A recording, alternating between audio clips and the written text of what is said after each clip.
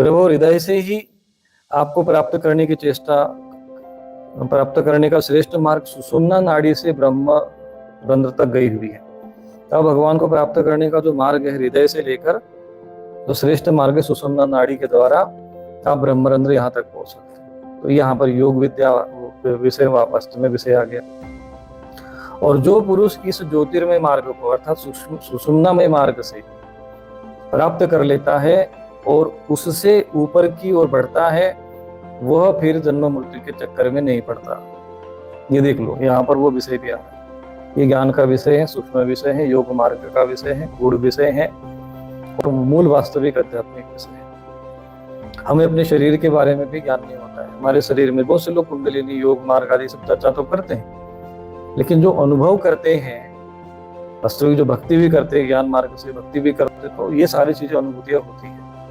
और ये अनुभूतियां होते हुए जब आपका मार्ग, जब आप भक्ति करोगे, अगर आपकी भक्ति पराभक्ति होगी, आपके ऊपर राधा जी की कृपा हो, चाहे कृष्ण जी की कृपा हो, या किसी भी रूप में कृपा होगी, तो ये जो आह्लादिनी शक्ति है वो आपको जागृत होकर सुषुम्ना मार्ग से प्रवेश करते हुए ये ज्योतिर्मय मार्ग अर्थात प्रकाश में मार्ग होता है, उस मार्ग से यात्रा होती है। और जो पुरुष इस ज्योतिर्मय मार्ग को प्राप्त कर लेता है और उससे ऊपर बढ़ता है, ब्रह्मरंध्र की ओर से बढ़ता है, फिर जन्म मृत्यु तद्धाम परम मम, यही है यद गतवान निवर्तन्ते तद्धाम। भगवान जो कहते हैं कि जहाँ जाने पर फिर वापस नहीं लौटते। तो वो जो शक्ति जब आपकी ब्रह्मरंध्र में स्थित हो जाती, समाधि में चली जाती है, तो फिर वापस नीचे नहीं आती।